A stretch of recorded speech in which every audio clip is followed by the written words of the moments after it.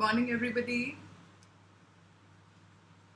Welcome to this live session on Facebook on the Delhi Public School East page. And if you can hear me, can you just give me a sign or a thumbs up where we say that we can see you online? And it'll be really nice if people just log in and have an interactive session today. So it is a pleasure to be here today because first of all, DPS East has had a very special place in our hearts. I've had ample opportunity to be on the campus, to enjoy the scenic, beautiful campus, and of course, more than that, whenever we are there or for any training or for any kind of work that entails us to be there, we are always very overawed by the hospitality shown.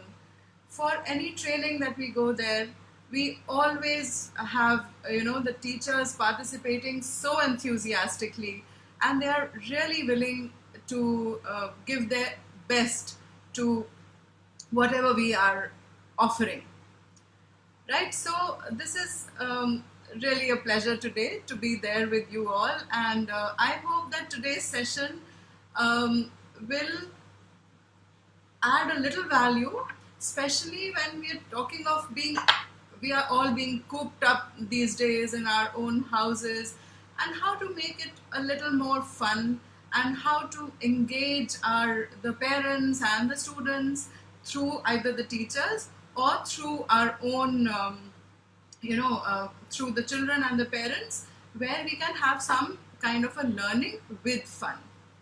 Right, so it's something that today I thought about a session which will be related to something to do with our memories, something to do with the mind.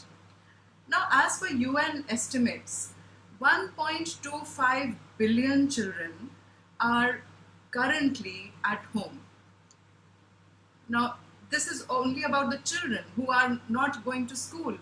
It also can be added to the number of parents, of course, who are also at home.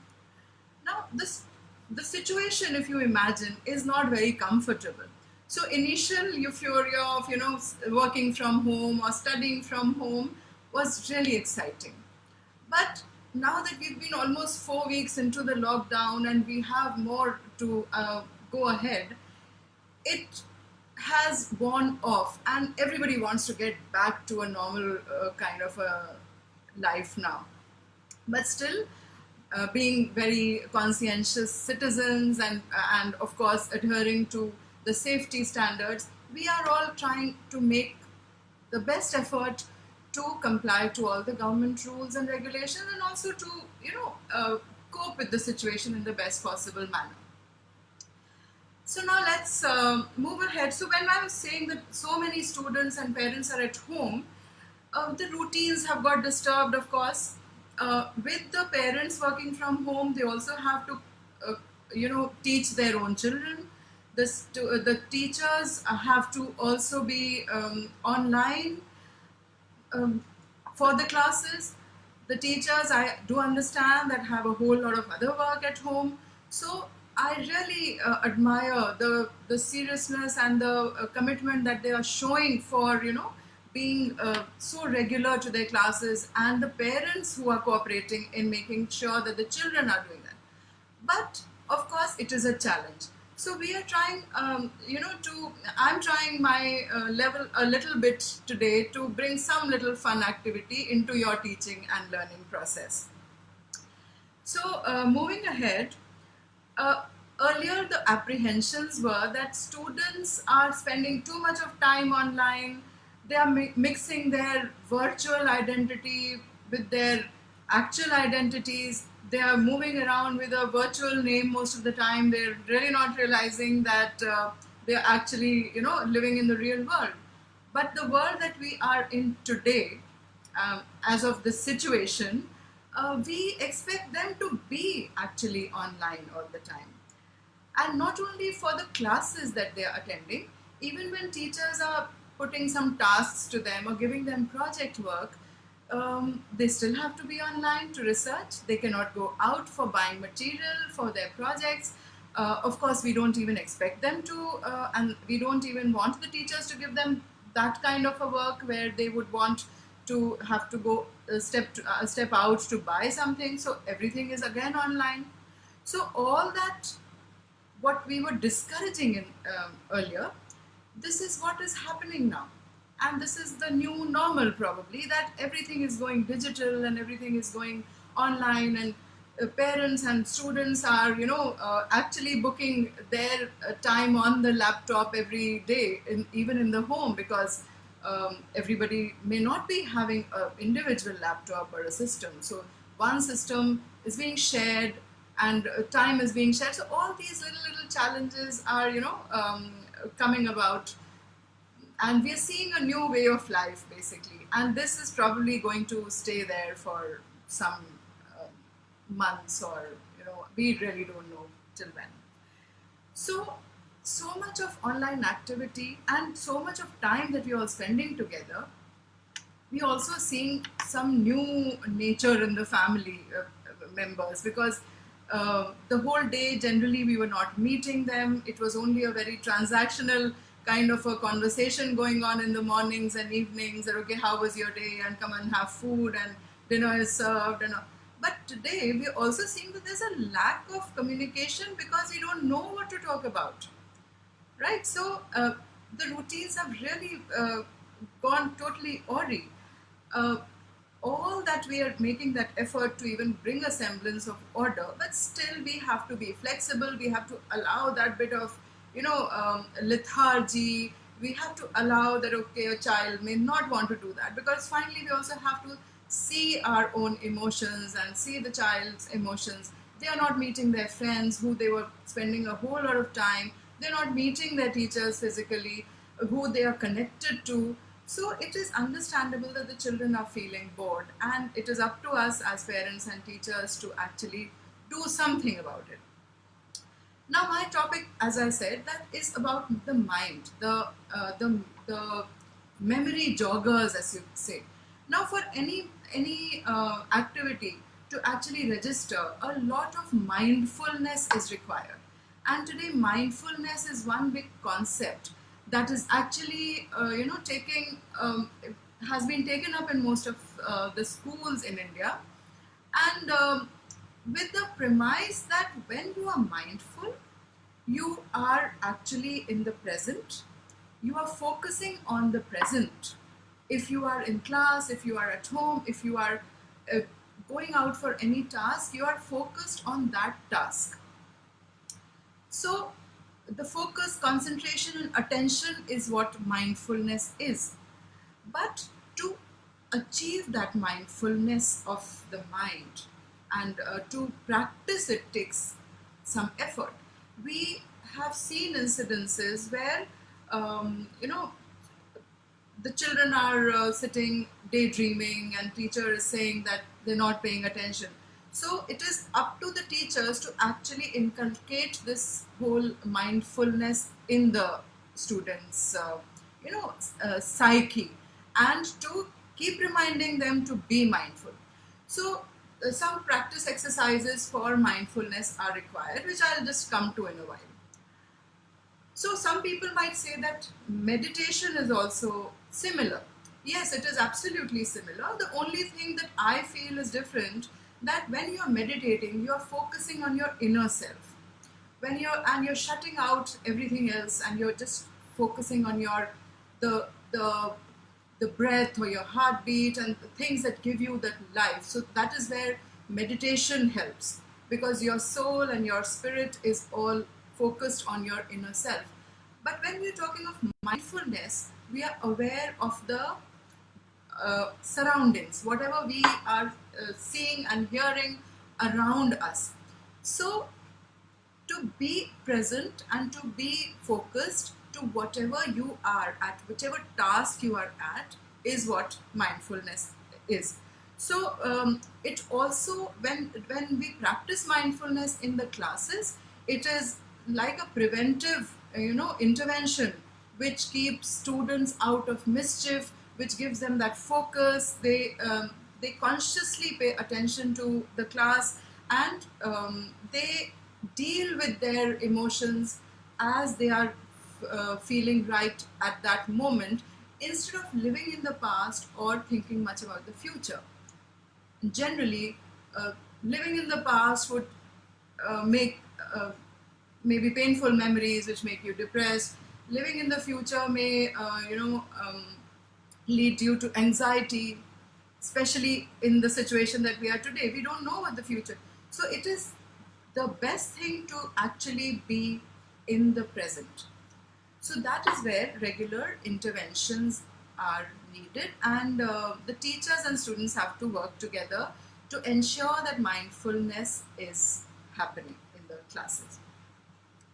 So, of course, as I said, that students turn out over a period of time into much more calm and focused learners, and they have improved performance, academic as well as sports related performance also improves.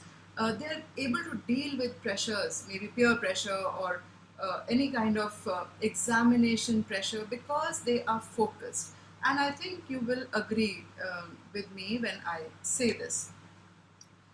And it is scientifically proven that 47% of the time in a day, the mind wanders off.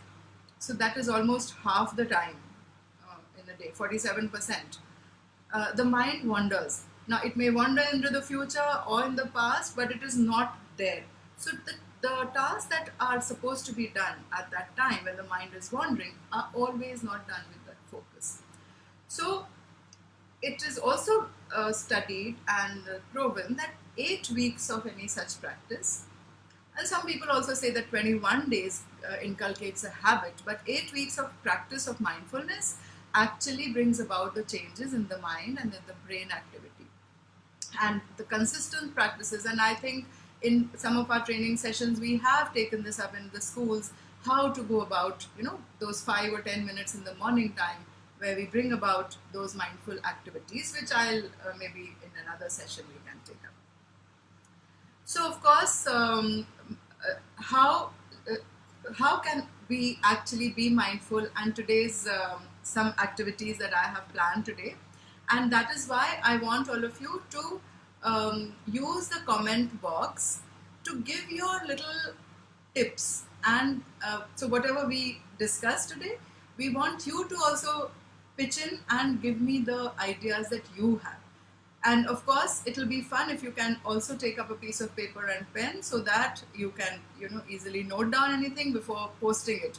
And we can keep this thread going later as well, so that you all can have some interaction amongst the people who are commenting, and you can have your some learning later on as well for that. So now so one little tip that for mindfulness is that we just stop everything that we are doing, we take a few deep breaths, we observe the present moment, and after 10 seconds we just proceed. So that is one thing after every couple of hours we can actually do. It just takes about 10 seconds to do that.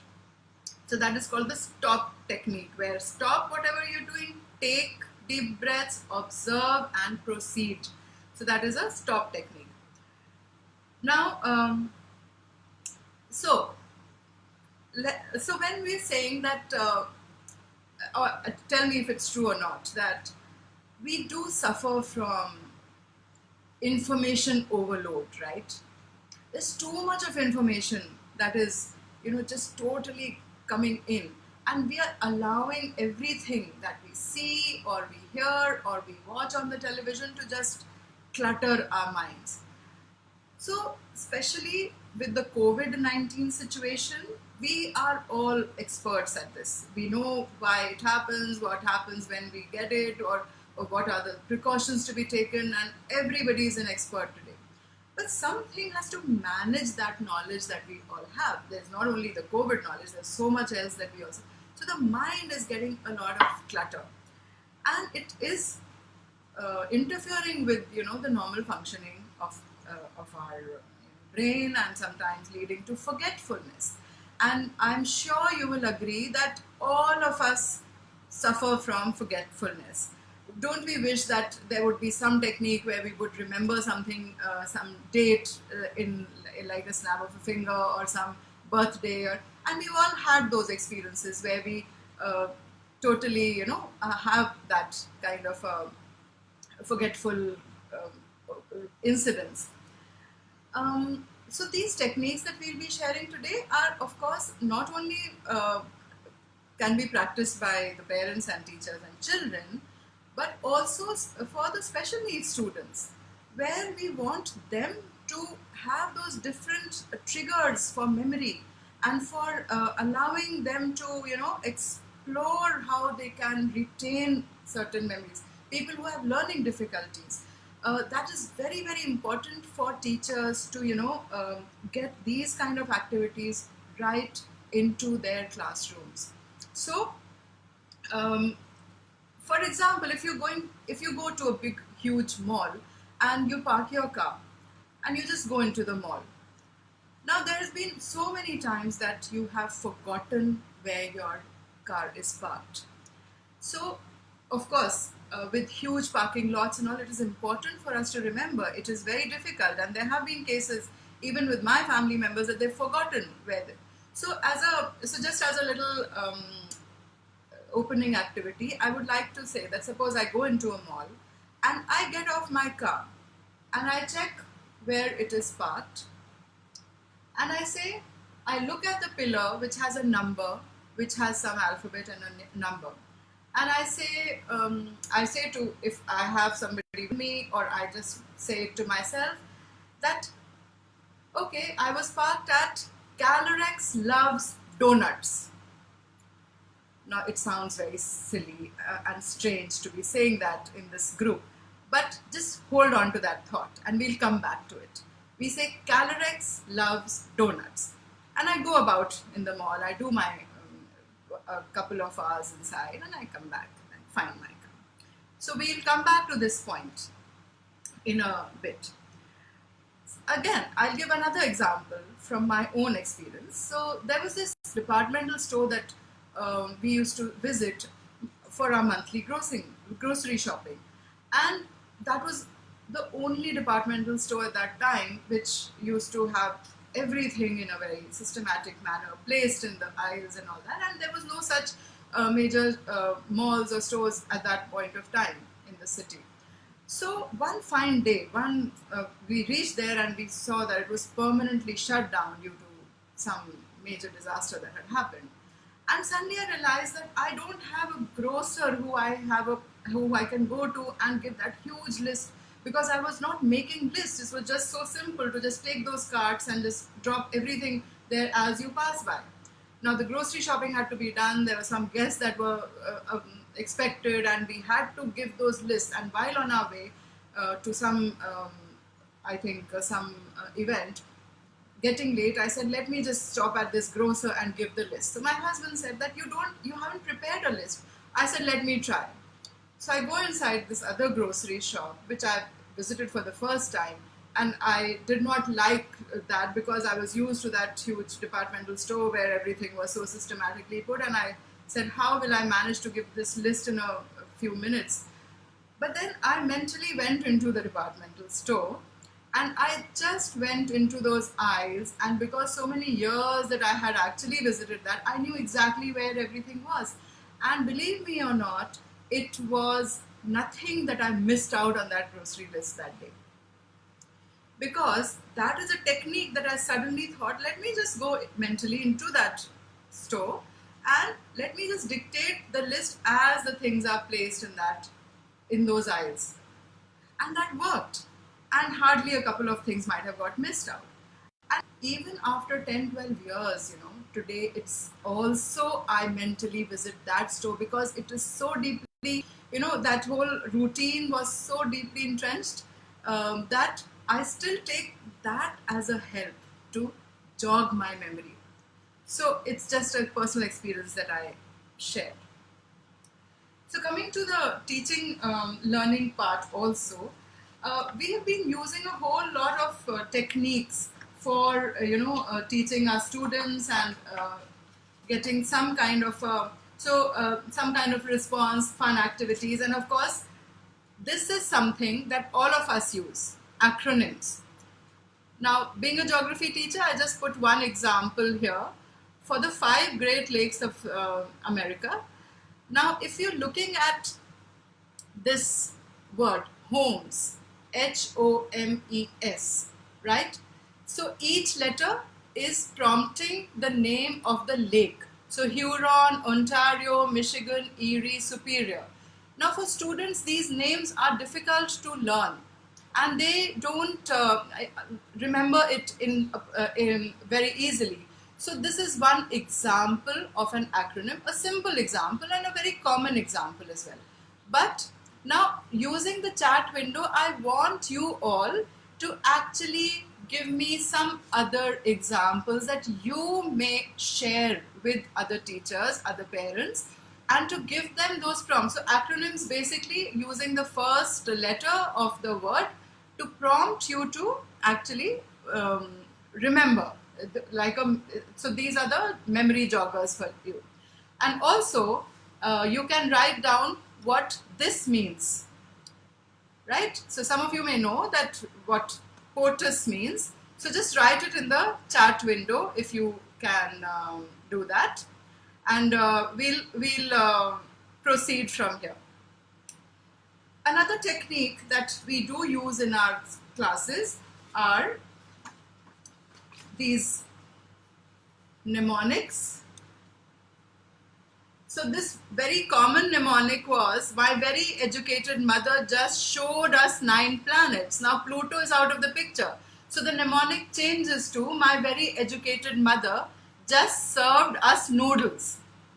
Now you might have made some other creative mnemonic for this, and of course for all the planets that we are seeing over here, right? So now use the chat window to give some more ideas about the mnemonics that you have used. It may be this, some other creative sentence that you might have used, or something else. But it will be fun if you could, share your ideas in today's chat, and that can remain for people to, later on also check. So we've also done a lot of, classroom management strategies with teachers, and even for, as a technique for bringing in attention and focus, this is a technique that we are looking at. Like the teacher has put this up in the classroom, and she says, okay children, now slant. Slant means sit up straight, lean forward, ask and answer questions, nod your head, track the speakers, track the teacher, so that the teacher is very clear that you are paying attention. And the moment the teachers feel that, okay, I think the children are getting bored, and to give some kind of a stimulus variation, she can change the activity going on and ask the children to slant, and then they know what to do. So this can be put up in the softboard so that you can also know, the children know what to do when a teacher says the word slant, S-L-A-N-T, right? Now coming to the fun activity, and I have taken up these sessions earlier, but not lately. So this is a very small part of what we are actually going to do. If you have heard the name of Tony Buzan, he was an English author and an educational consultant, very eminent personality, and he realized that the mind is extremely elastic and can absorb a whole lot of information. The memory has nothing to do with age. If you just keep exercising that muscle, a lot of more, the age-related fallacies that you say, that when we grow older, we actually start forgetting things. He's written a book called Age Proof Your Age Proof Your Brain.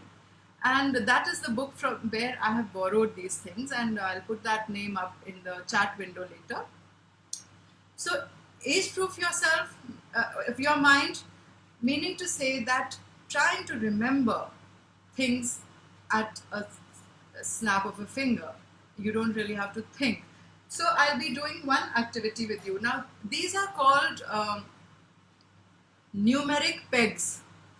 So, something which you put an association or a connection to, a peg, where you have number a 0 which you associate with something, or number 1 which you associate with something.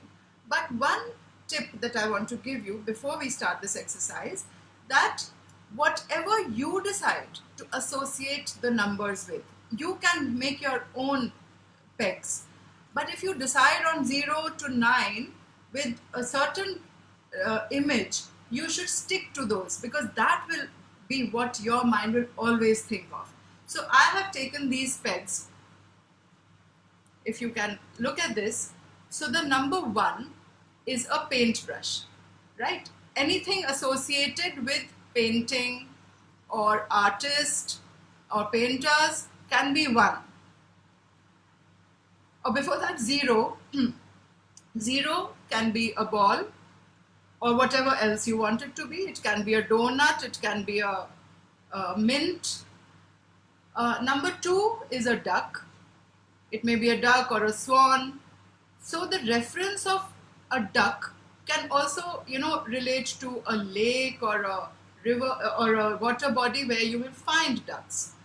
Number 3 is a heart, because of this, this shape over here on the top. You can look at it sideways, it will make more sense. Number 4 is a yacht. So the sail of the yacht basically is what we are looking at if we remove this part. So this is what a number 4 right over here. Number 5 is a hook. Number 6 is a nose, right? So it's like you can just look at this in the sideways. Number 7 is a boomerang. Now I'm talking about my pegs, and I have borrowed these ideas from the book that I'm talking about. Number 8 is a snowman, and number 9 is a flag. Now number 9 can be anything else. There's another set of pegs that I have just for your maybe reference. So a 1 can be a pencil. So any reference to an author or writing or something can be always 1. And 2 can be a swan, like I said.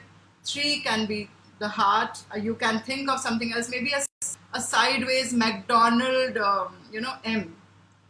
4 can be a chair, maybe an inverted chair. 5 can be a hook, but you can be more creative and think of something else. 6 can also be a cherry. 7 a bolt of lightning. 8 can be a race track, and 9 can be a balloon. Now these are just those little tips that I'm giving you.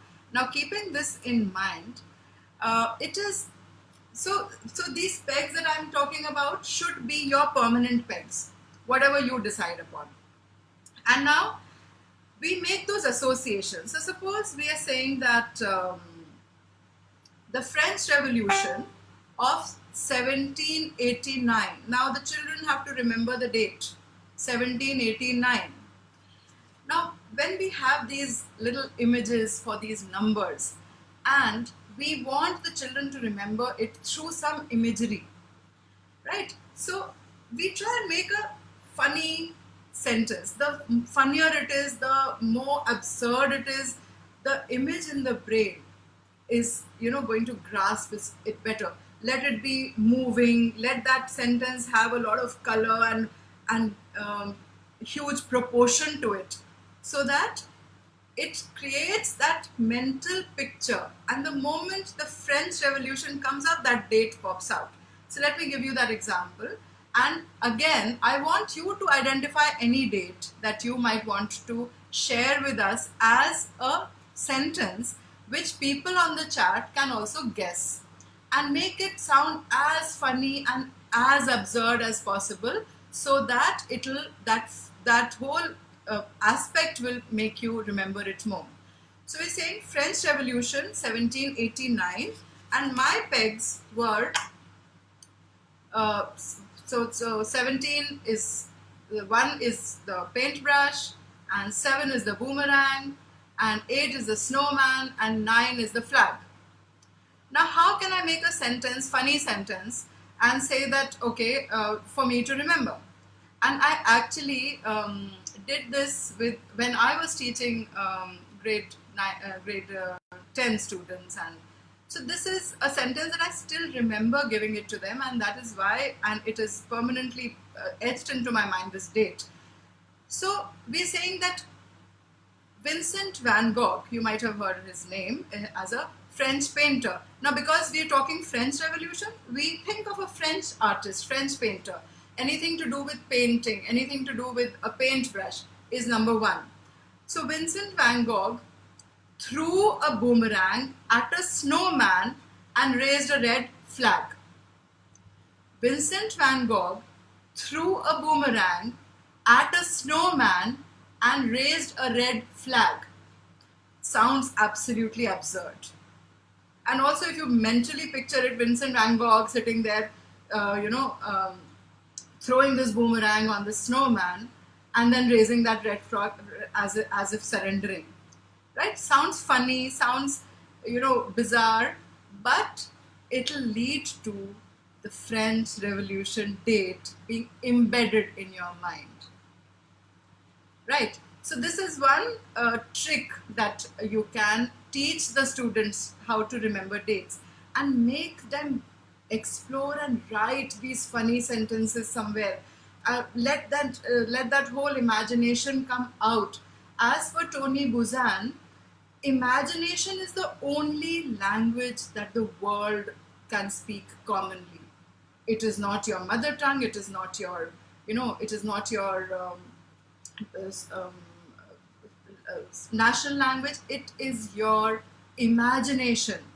So if I say the word apple, if I give you this word apple and I tell you to process it in your mind, apple, for 2 seconds, just process that word apple in your mind, and you open your eyes, would you have processed a word saying A-P-P-L-E, or would you have processed a shiny fruit, red in color? And I'm sure 100% of you would process a shiny fruit, red in color, as an apple, and not the word apple, right? So that is where our brain, which processes things as images first, and that is why the most acclaimed work of Tony Buzan are the mind maps, because mind maps, he was the actual this idea that he floated for mind maps, because of the structure that they present, as if that is the brain, which has got a central idea with all the neurons going out as branches and the idea floating, let it be free flowing. And those mind maps, all our calorics teachers definitely have worked on. So let them, so that is what Tony Buzan is the person who actually floated this idea. So coming back to this memory peg, so that is a numeric peg. Now, another example. Suppose we say the Indian Mutiny of 1857, and we say, okay, now we need to take an Indian artist maybe, because we're talking about India. So again, 1857, so M.F. Hussain painted a snowman and he hung him on a hook when a boomerang hit him. Again, funny, again, if you mentally just imagine that whole idea of M.F. Hussain who painted a snowman and then he hung him up on a hook and then a boomerang came and hit him, right? So the more funny and bizarre and the more imagery and movement it creates in your mind, that is when that memory gets jogged for you, right? So this is something that I found very interesting as a technique of, making children remember, giving them those fun things to do in the class. It will take 2 minutes for any child to actually look at the dates that you want them to learn, and then make a funny sentence on their own, not with help, because that is their own image, their own idea, their own, notebook or wherever they are writing it down.